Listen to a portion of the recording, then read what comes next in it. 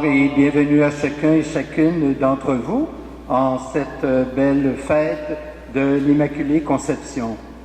Je souhaite évidemment une bienvenue toute spéciale à Monseigneur Christian Lépine, archevêque de Montréal, qui est accompagné pour la circonstance de son diacre Alain Normand. Nous avons l'honneur, n'est-ce pas, le privilège d'avoir quelques concélébrants également à cette célébration, des concélébrants de marque. Je vous présente Monseigneur Jean-Pierre Samoride, qui est chancelier du diocèse de La Rochelle en France. Bienvenue. Et également à Jorge Pacheco, le recteur du Grand Séminaire de Montréal, ainsi qu'à Stephen Advos, directeur au Grand Séminaire, et également aux séminaristes qui font partie de l'Assemblée de ce soir. Alors, je souhaite la bienvenue aussi à l'abbé Charles Aspéguy. Alors, je suis le Père Gaétan, le curé de la paroisse Immaculée Conception. Je vous souhaite une très belle célébration.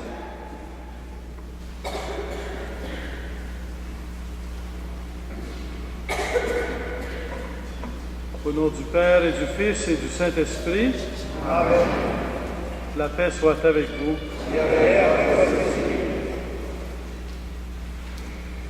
Alors, nous avons quitté la chaleur de notre foyer pour traverser le froid. Mais si notre corps a eu froid, notre cœur est chaud devant cette fête de Marie, la fête de l'Immaculée Conception, qui vient témoigner dans notre vie de la puissance de l'amour de Dieu. Béni soit Dieu le Père de notre Seigneur Jésus-Christ, car il nous appelle à devenir des fils et des filles, mais le péché nous retient encore dans ses filets. Supplions notre Sauveur de nous libérer du mal et de la mort. Seigneur, toi que le Père a comblé de toute bénédiction, Seigneur, prends pitié. Toi qui fais de nous des fils et des filles du Père, ô Christ, prends pitié. Toi qui viens nous rassembler en un seul peuple pour la louange de Dieu, Seigneur, prends pitié. Que Dieu Tout-Puissant nous fasse miséricorde, qu'il nous pardonne nos péchés et nous conduise à la vie éternelle.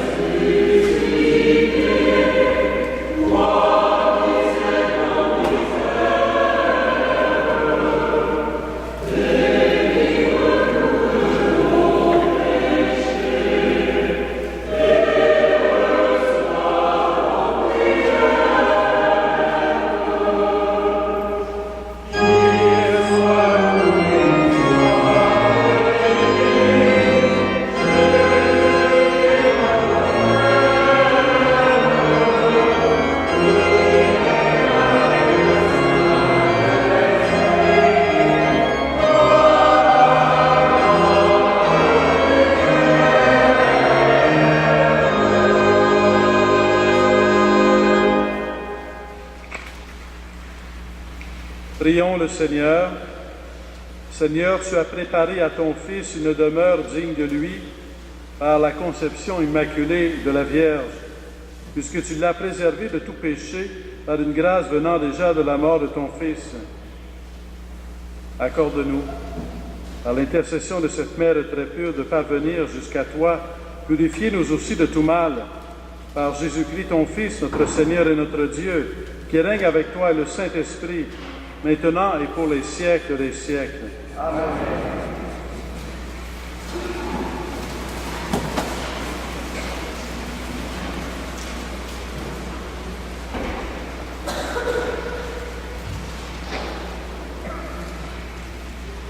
Lecture du livre de la Genèse.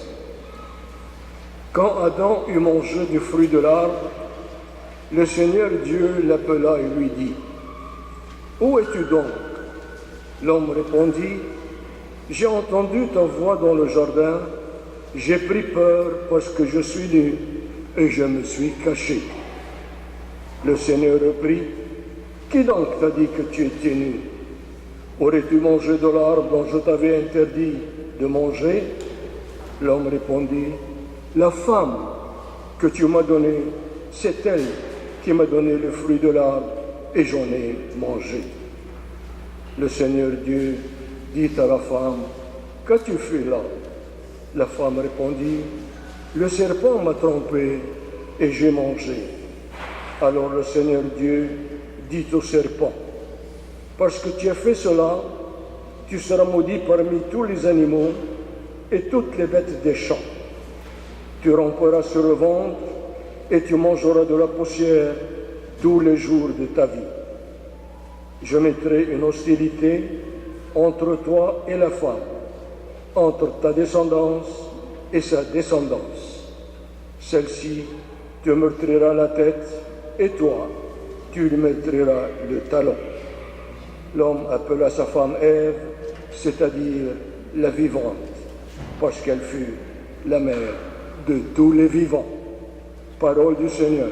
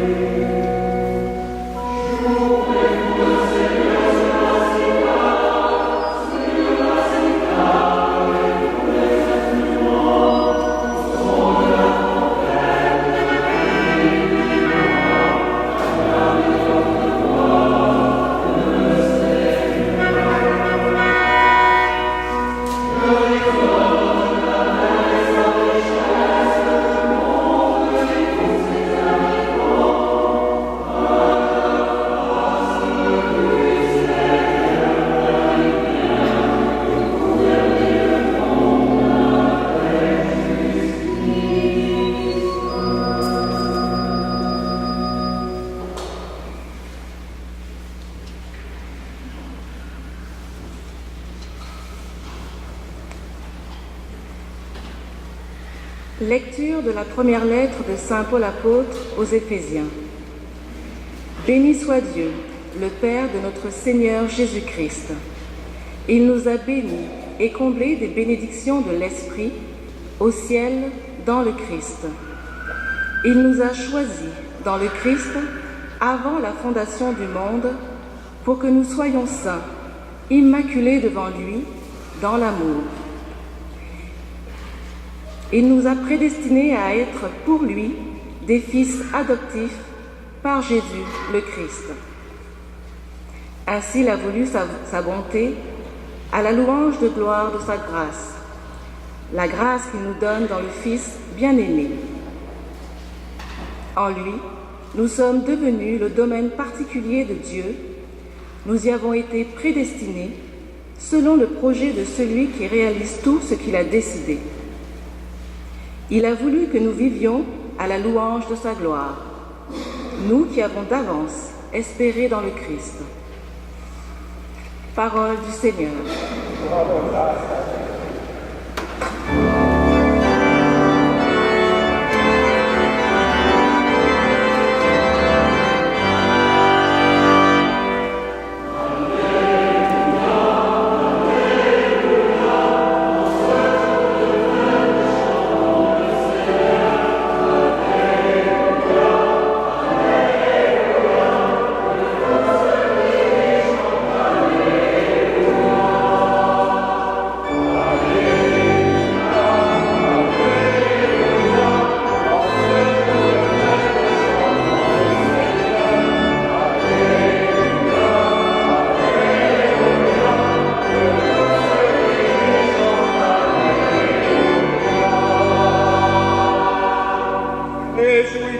Vierge Marie, comblée de grâce, le Seigneur est avec toi. Tu es bénie entre toutes les femmes. Alléluia,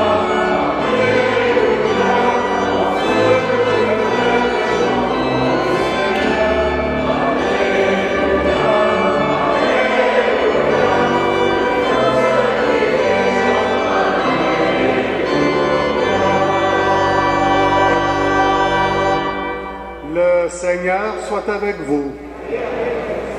Évangile de Jésus-Christ selon saint Luc.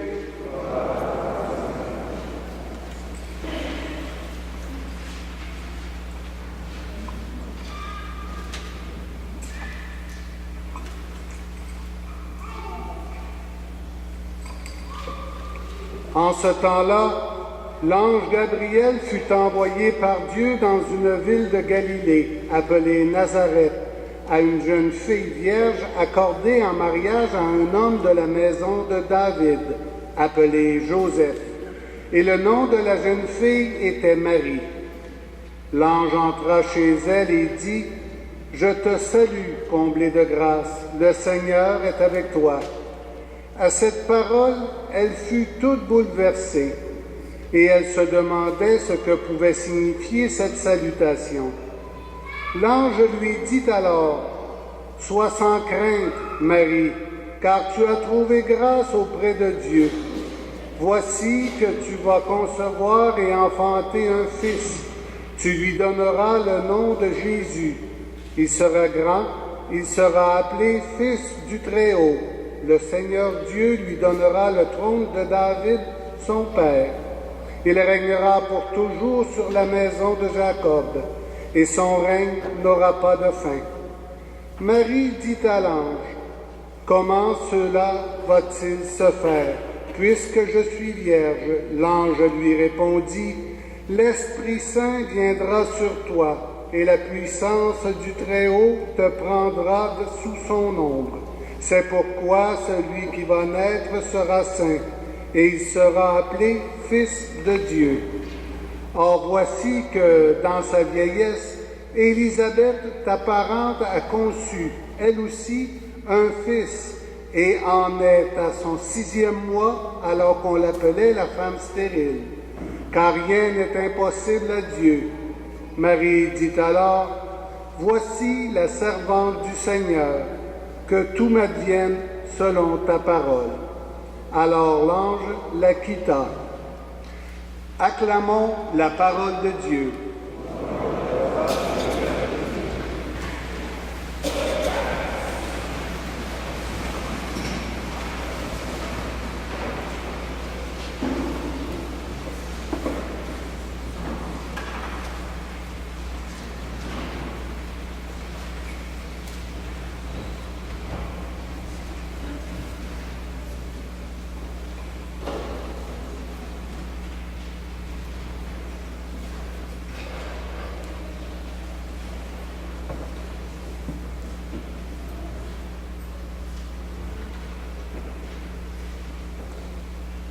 Je suis la servante du Seigneur, nous dit Marie.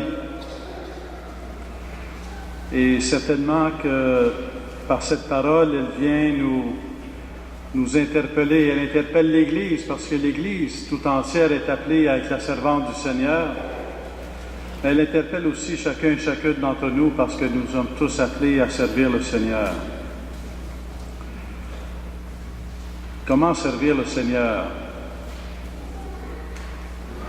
Une des façons de servir le Seigneur, c'est de chercher la volonté de Dieu. Et cette recherche de la volonté de Dieu traverse toute la Bible. Il y a notre Père, que ta volonté soit faite sur la terre comme au ciel. Il y a les paroles de Jésus à Gethsémani, que ta volonté soit faite et non la mienne. Il y a différents passages de l'Écriture où, lorsque quelqu'un est appelé par Dieu, il répond, « Que ta volonté soit faite, Seigneur. » Ici, il y a une particularité unique. Remarquez bien que Marie ne dit pas que ta volonté soit faite. Elle dit, je suis la servante du Seigneur. Et elle dit, qu'il m'advienne selon ta parole. Qu'il me soit fait selon ta parole. Lorsqu'on dit que ta volonté soit faite, on cherche la volonté de Dieu dans notre vie et on se projette dans des actions à accomplir. Mais ici, Marie ne se projette pas dans une action à accomplir, elle ouvre son cœur à l'action de Dieu. Qu'il me soit fait selon ta parole, qu'il m'advienne selon ta parole. Et en faisant cela, elle devient pour nous un modèle de prière. Dire que ta volonté soit faite, c'est un modèle de prière. Et on est appelé à dire que ta volonté soit faite. Mais que ta volonté soit faite, ça commence par que ta volonté soit faite en moi. Que ta volonté soit faite en moi pour qu'elle soit faite à travers moi. Et quelque part, la question de la foi devient, est-ce que je crois que Dieu a le pouvoir et l'amour et le pouvoir d'agir en moi? Bien des choses arrivent dans notre vie, peuvent arriver dans notre vie, les joies, les tristesses. Mais en bout de ligne, lorsqu'il s'agit de servir le Seigneur, de servir l'amour, de servir son plan, de servir les autres, de donner sa vie, cela ne peut se faire que si on laisse Dieu agir en nous, que si on se livre à l'action de Dieu. Dans votre prière, lorsque vous priez, est-ce qu'il y a un moment où vous vous mettez en silence devant Dieu, en vous livrant à l'action de Dieu? On pourrait dire en vous laissant faire par Dieu, en laissant Dieu agir en vous. Dans la prière, on peut demander beaucoup de choses et on peut demander la force au Seigneur d'aller de l'avant. Mais quelque part, est-ce que vous laissez Dieu agir en vous? Et c'est une des facettes du silence, un des aspects du silence. Est-ce que dans votre prière, il y a du silence? Dans le silence, on peut se taire devant Dieu. Dans le silence, on peut écouter la parole de Dieu. Mais dans le silence, on peut aussi ouvrir notre cœur à Dieu qui agit en nous. Lorsqu'il s'agit de traverser les joies de notre vie, de savoir dire merci, en laissant Dieu agir en nous pour que notre cœur grandisse dans la reconnaissance. Lorsqu'il s'agit de traverser des périodes difficiles de notre vie, il s'agit d'ouvrir notre cœur à Dieu pour que Dieu nous apporte sa paix, parce que Dieu a le pouvoir de nous pacifier, de nous donner sa paix, d'agir en nous pour nous donner sa paix. Lorsqu'il s'agit de décisions à prendre, on peut ouvrir notre cœur à Dieu pour laisser un espace à Dieu, pour qu'il puisse nous guider, nous éclairer, nous guider dans notre vie, dans les grandes orientations, mais aussi dans les petites choses de la vie, dans le quotidien de notre existence. Pendant ce temps de l'Avent jusqu'à Noël, je vous invite à chaque jour à reprendre cette parole de Marie. Seigneur, je suis ton serviteur, je suis ta servante, qu'il me soit fait selon ta parole. Là, de faire silence. On ne peut pas faire ça tous les jours sans que quelque chose se passe. Sans que Dieu enrichisse notre vie, sans que Dieu enrichisse notre paix, sans que Dieu enrichisse nos relations avec les autres, parce que Dieu fait son œuvre et tout ce que Dieu fait est beau. Lorsqu'on lui donne un espace pour qu'il agisse en nous, il agit en nous. Le cœur humain est complexe, nous dit déjà la Bible. Et peut-être, il y a ce beau passage dans l'Apocalypse où il est dit, de la part de Jésus, je viens à la porte et je frappe. Jésus frappe à la porte de notre cœur. Et souvent, lorsqu'il y a des représentations de cette scène de la Bible, les portes sont montrées comme n'ayant pas de poignée à l'extérieur. C'est là parce que la poignée est à l'intérieur. Et dans le fond, ouvrir la porte de notre cœur, ça nous appartient. C'est la liberté que Dieu nous donne. Dieu frappe à la porte de notre cœur, non pas pour défoncer la porte de notre cœur, mais que nous puissions ouvrir la porte de notre cœur de l'intérieur, ouvrir la porte. Lorsqu'on ouvre la porte au cœur à Jésus, lorsqu'on ouvre la porte de notre cœur au cœur de Jésus, Jésus vient apporter sa paix, sa joie et agir en nous, son salut et agir en nous. Donc, que la prière de Marie devienne votre prière tout au long de l'Avent pour que Dieu soit toujours à l'œuvre en vous et que ça fasse partie de votre vie, qu'à chaque jour dans votre prière, il y a un moment où vous vous mettez devant Dieu pour vous exprimer votre disponibilité, le laisser agir en vous, vous mettre à sa disposition. Et Dieu ne peut pas agir en nous sans aussi nous transformer pour qu'il y ait dans notre vie plus de vérité, plus de beauté, plus de bonté. Il ne peut pas agir en nous sans en même temps aussi agir à travers nous pour toucher le cœur des autres, de nos proches, des gens au loin. Alors que la prière de Marie, elle nous inspire chacun et chacune d'entre nous, et je dirais qu'elle inspire l'Église, que l'Église tout entière, et ce soir nous sommes l'Église qui prie, alors qu'ensemble, comme Église, nous ouvrions notre cœur, le cœur de l'Église, à l'action de Dieu, pour que Dieu fasse son œuvre dans l'Église, pour qu'à travers l'Église, il puisse toucher le cœur de l'humanité.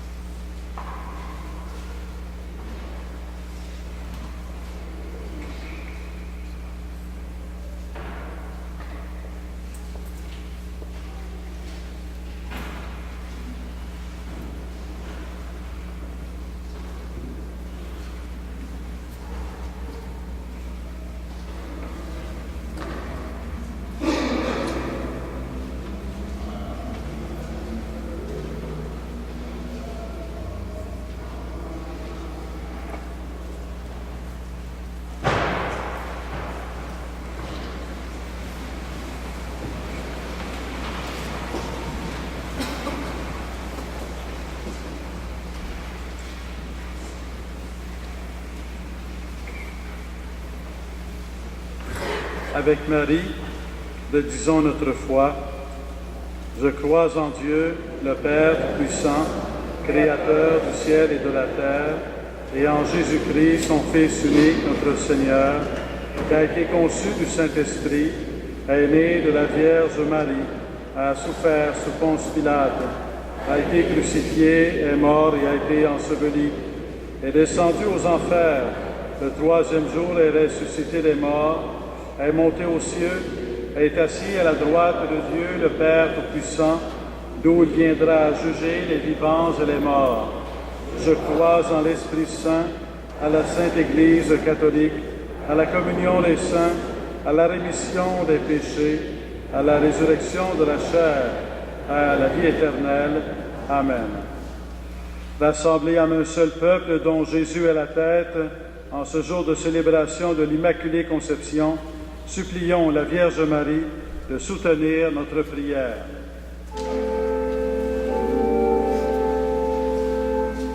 Mère de Jésus l'Emmanuel, priez pour nous. Mère de Jésus le Sauveur, priez pour nous. Mère de Jésus le Seigneur, priez pour nous. Mère conçue sans péché, Mère de la lumière, Mère de la vie, Mère de l'amour, Mère de la miséricorde, Mère de l'espérance,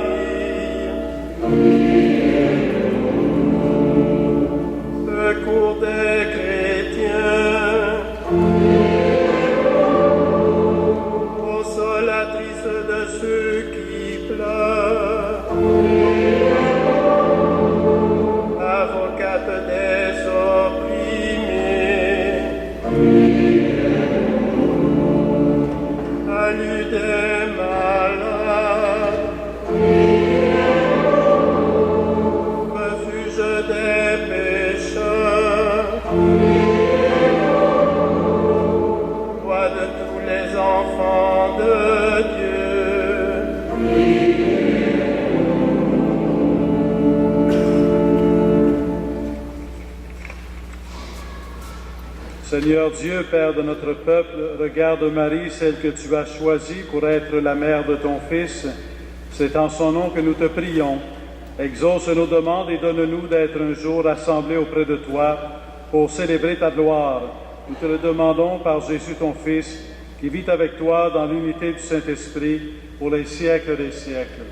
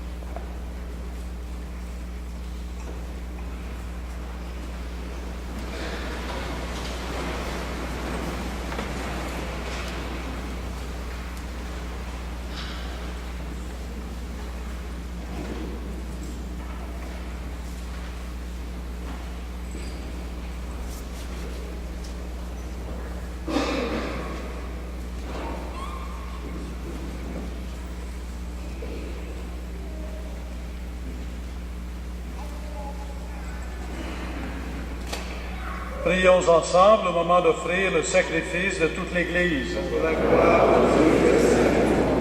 Accueille, Seigneur, le sacrifice du salut que nous t'offrons en ce jour où nous célébrons la conception immaculée de Marie, puisque nous reconnaissons que la présence de ta grâce l'a préservée de tout péché.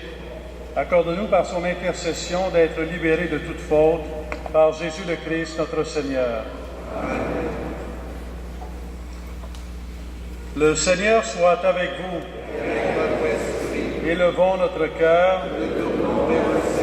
Rendons grâce au Seigneur notre Dieu. Vraiment, il est juste et bon de te rendre gloire, de t'offrir notre action de grâce toujours et en tout lieu, à toi, Père très saint, Dieu éternel et tout-puissant, car tu as préservé la Vierge Marie de toutes les séquelles du premier péché, et tu l'as comblée de grâce pour préparer à ton Fils une mère vraiment digne de lui. En elle, tu préfigurais l'Église, la fiancée, sans ride, sans tache, resplendissante de beauté. Cette Vierge pure devait nous donner le Sauveur, l'agneau immaculé qui enlève nos fautes. Choisie entre toutes les femmes, elle intervient en faveur de ton peuple et demeure pour lui l'idéal de la sainteté. C'est pourquoi, avec tous les anges du ciel, pleins de joie, nous chantons.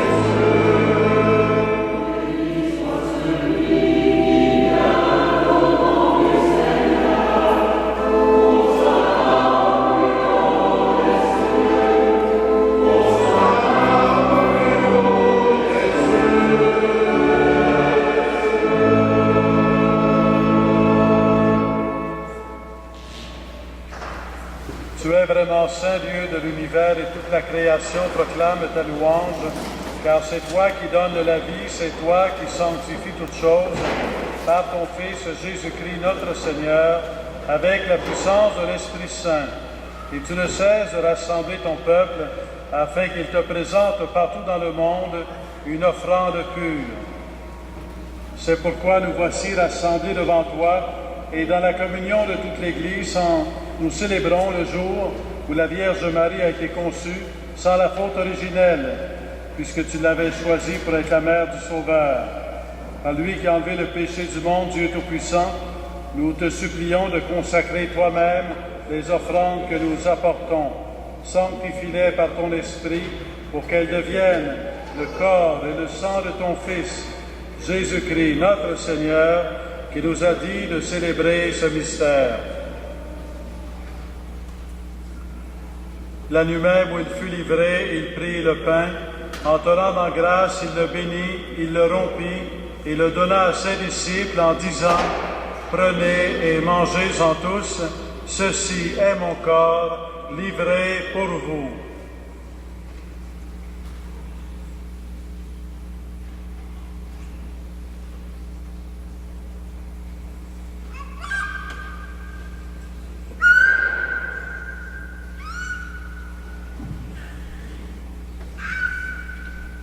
De même, à la fin du repas, il prit la coupe. En te rendant grâce, il la bénit et la donna à ses disciples en disant « Prenez et buvez-en tous, car ceci est la coupe de mon sang, le sang de l'alliance nouvelle et éternelle, qui sera versé pour vous et pour la multitude en rémission des péchés. Vous ferez cela en mémoire de moi. »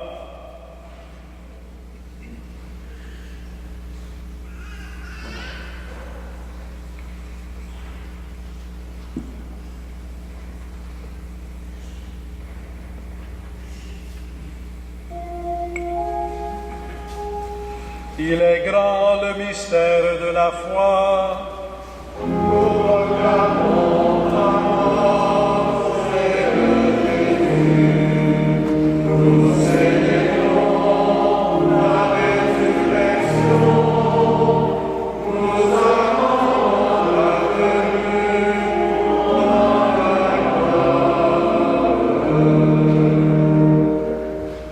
faisant mémoire de ton Fils, de sa passion qui nous sauve, de sa glorieuse résurrection et de son ascension dans le ciel, alors que nous attendons son dernier avènement, nous présentons cette offrande vivante et sainte pour te rendre grâce.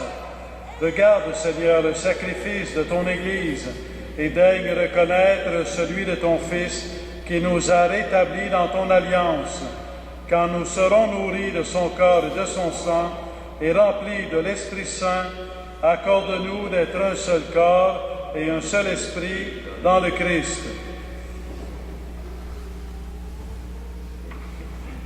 Que l'Esprit Saint fasse de nous une éternelle offrande à ta gloire, pour que nous obtenions un jour les biens du monde à venir.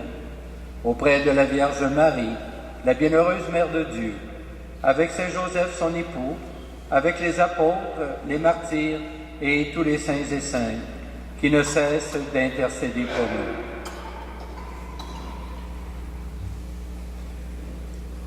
Et maintenant, nous te supplions, Seigneur, par le sacrifice qui nous réconcilie avec toi, étends au monde entier le salut et la paix. Affermis la foi et la charité de ton Église au long de son chemin sur la terre. Veille sur ton serviteur, le pape François, et notre archevêque Christian, l'ensemble des évêques, les prêtres, les diacres et tout le peuple des rachetés. Écoute les prières de ta famille assemblée ici devant toi et ramène à toi, Père très aimant, tous tes enfants dispersés.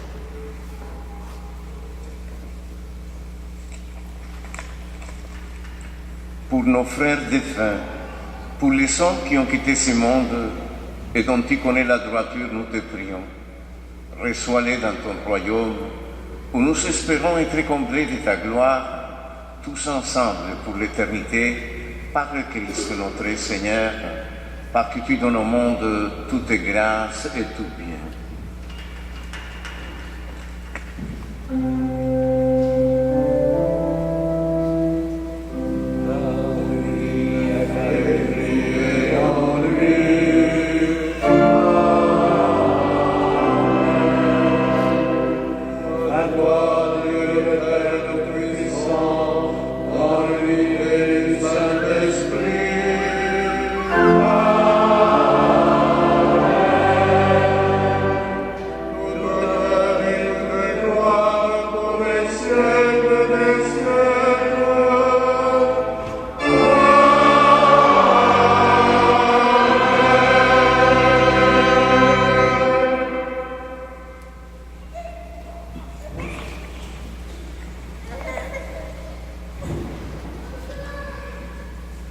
En cette messe, nous prions d'une façon spéciale pour Emmanuel Simoneau, à la demande de Marie d'Orsay.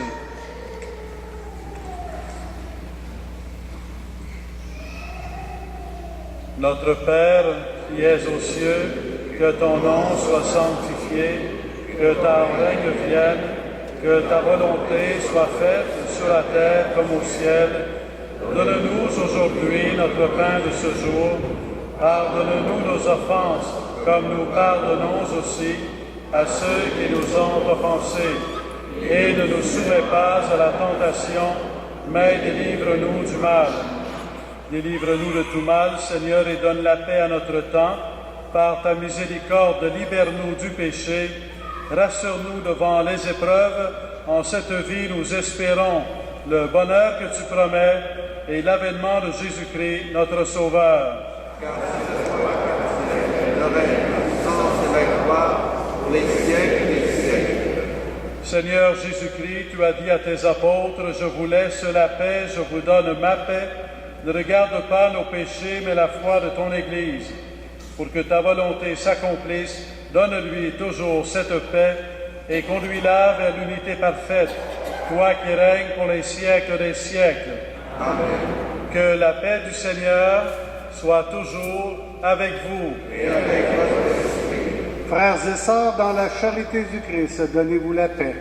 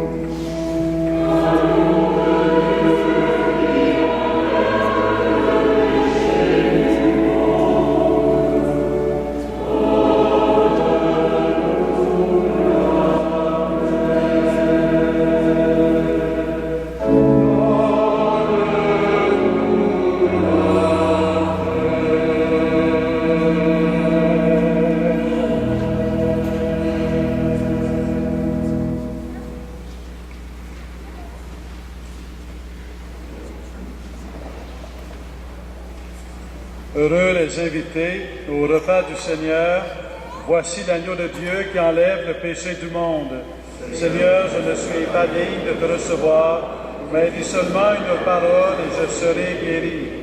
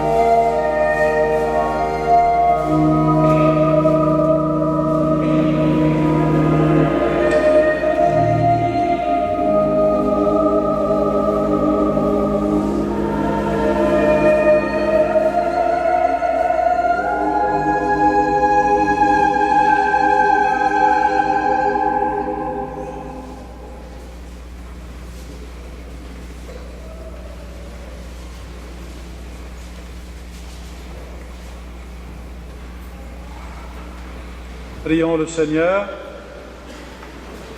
Que cette communion, Seigneur notre Dieu, guérisse en nous les blessures de la faute originelle dont tu as préservé la Vierge Marie grâce au privilège de sa conception immaculée par Jésus le Christ, notre Seigneur. Amen.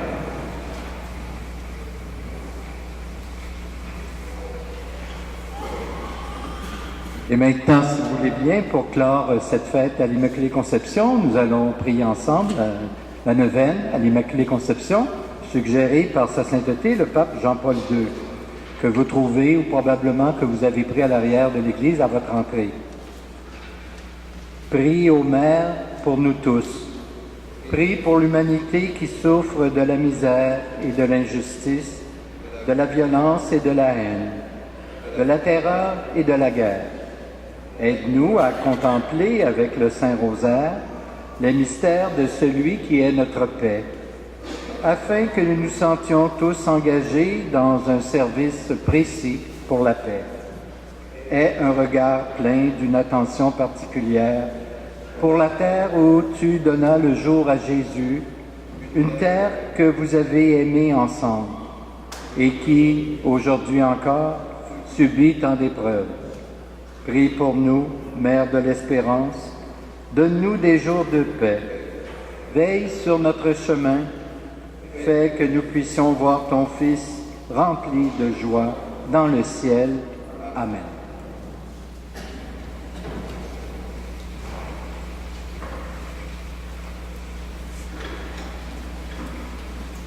Je salue cordialement le Grand Chœur de Montréal avec son directeur, M. Martin Dagenet, et je vous invite à les remercier pour leur prière.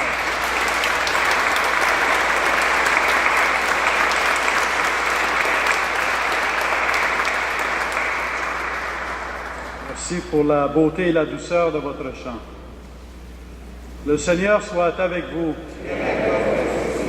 Que Dieu Tout-Puissant vous bénisse, le Père, le Fils et le Saint-Esprit.